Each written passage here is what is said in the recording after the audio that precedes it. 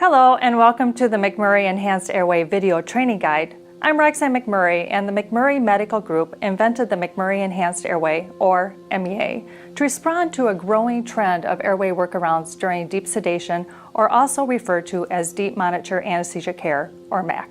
In this video, we will give you an overview of the MEA, discuss the indications or contraindications for use, review the 6 instructional steps for using the MEA, and go over the potential complications and best practices that should be observed when using the MEA. An overview of the MEA. With the growing popularity of deep sedation or deep MAC, there is a corresponding increased risk of hypoventilation and upper airway obstruction. The MEA oropharyngeal airway is designed to open and maintain a patient's upper airway, facilitate spontaneous or intraoral manual ventilation, and improve safety. The McMurray Enhanced Airway is disposable and designed for single use. There are 5 scenarios in which the MEA can be used in your airway practice. During deep sedation, the MEA can be utilized to open and maintain a patent airway by separating the tongue and soft tissue from the posterior wall of the pharynx. During an upper endoscopy, the MEA can be easily and quickly placed alongside the endoscopy bite block to improve ventilation and oxygenation. During deep sedation anesthesia, the MEA is designed to help decrease fire risk by reducing oxygen diffusion around the surgical field. This is accomplished by attaching the MEA and MEA 15mm connector to the anesthesia circuit while maintaining appropriate total liter flow and FiO2. During general anesthesia, the MEA is designed to help prevent collapsing of the laryngeal mask airway or endotracheal tube by placing the MEA bite block between the molars. During apnea, the MEA is designed to help facilitate positive pressure intraoral ventilation during typical or difficult mask ventilation, as with a patient that has a beard or edentulous. This is accomplished by attaching the MEA and MEA 15mm connector to the anesthesia circuit or manual resuscitator, while manually closing the patient's mouth and nares with your hand.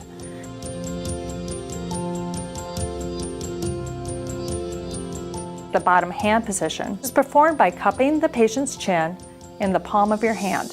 Place the MEA connector between the thumb and index finger. Use your thumb and index finger to pinch the patient's nose closed and pull the cheeks and lips together. Another option is called the lateral position. This is performed by placing your hand on the patient's face. Place the MEA connector between the index finger and middle finger. Use your thumb and index finger to pinch the patient's nose closed. Use your palm and fingers to pull the cheeks and lips together. The 5th finger may be placed on the jaw to add stability. The MEA is contraindicated in a patient who is conscious, responsive to verbal stimuli or chin lift, and/or has an intact gag and/or cough reflex. If vomit, blood, foreign body, or excess sputum is obstructing the airway, the MEA should not be used until the patient's airway has been cleared. The MEA should not be used for longer than 24 hours without replacement. Also note that the MEA-4 can accommodate a 14 French suction catheter. Placing the MEA. Step 1. Consider indications and contraindications for use as previously discussed. Step 2. Select the appropriate MEA size.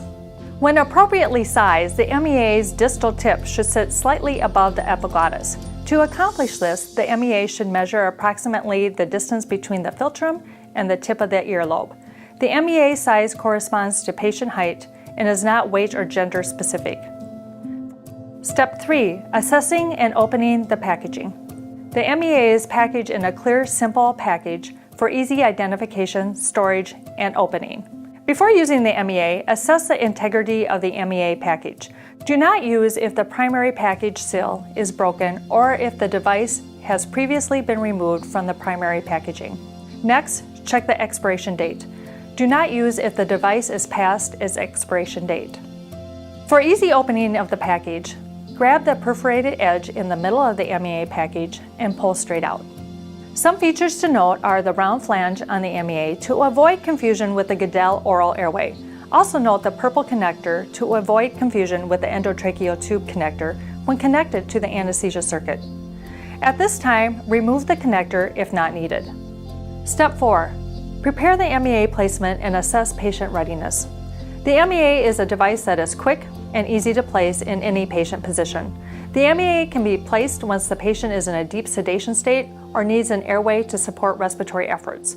To assess unresponsiveness, ask the patients to open their eyes. Hey Scott, can you open your eyes? Next, employ a slight chin lift. Since hearing and language can vary from patient to patient, a chin lift provides greater reliability when measuring level of consciousness. If the patient is unresponsive to verbal stimuli and a slight chin lift, and has a negative gag and cough reflex, proceed to placing the MEA. Prepare the MEA placement by pulling the patient's chin down to open the mouth. If needed, suction the airway. Step 5. Place the MEA. With the curved end facing the hard palate, gently place the MEA in the mouth. Guide the MEA straight back over the tongue towards the posterior pharynx. No lubrication or tongue depressor is needed. The MEA bite block can be placed between the molars to decrease dental damage. Advance the MEA until the patient's airway has been established. The flange should rest gently outside the lips. The MEA depth can be fine-tuned by adjusting the placement of the bite block. The MEA flange does not need to be flush with the lips. Step 6. Confirm placement.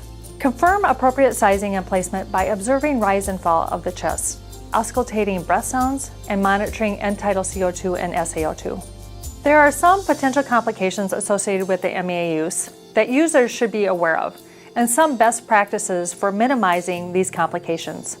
If the MEA is reused, the primary package seal is broken, or the device has previously been removed from the primary packaging, patient infection may develop. To avoid this, dispose of the MEA after a single use and always assess the MEA packaging prior to use. If the MEA is too long, this could result in unintentional placement within the vallecula or larynx, potentially leading to an airway obstruction and/or laryngospasm. In addition, if the MEA is too long, unintentional placement in the esophagus, potentially leading to hypoxia and/or gastric distension. Also, if the MEA is too long or the patient is not sedated enough, coughing or gagging could occur, potentially leading to vomiting, aspiration, and/or laryngospasm. To avoid these complications, choose the appropriate MEA size and ensure that the patient is sedated enough prior to placement. If the MEA is too short, it may fail to maintain a patent airway. To avoid this, choose the appropriate MEA size and always evaluate proper placement by observing rise and fall of the chest, auscultating breath sounds, and monitoring end-tidal CO2 and SaO2. If your patient is unable to maintain their airway, resort to other airway options. During insertion, damage to lips, oral structures, and/or teeth may occur. As with all airways, it is important to assess dentition prior to use and inform the patient that there is a risk of dental damage. If loose teeth are present, follow your practice guidelines and minimize potential aspiration risk. When using the connector attachment with the anesthesia circuit, if the MEA connector is not fully seated in the airway, this could lead to excessive oxygen leakage, thereby increasing the fire risk. Fully seat connector in the MEA by giving the connector an added twist on the MEA. When using the connector attachment with supplemented oxygen, fire risk may increase if the total liter flow is unnecessarily high and/or FiO2 is greater than 30%. To minimize the fire risk, open the APL valve and minimize total liter flow rate when possible to keep the breathing bag appropriately inflated or deflated while eliminating CPAP. Also, remove the MEA only after the patient's bite has been fully released on the MEA to avoid damage to the patient's teeth, jaw, or MEA structure. Thank you for your interest in the MEA. This training video is to be used as a resource to build upon previous proper airway training. Prior to using the MEA, we encourage you to also review the instructions for use, the IFU pamphlet, which is included in each MEA box and is also posted on our website, mcmurraymed.com. Learning and reviewing these simple instructions prior to use will help you successfully incorporate the MEA into your practice. Thank you so much for watching. We are so glad you share our desire to improve patient care, safety, and patient outcomes.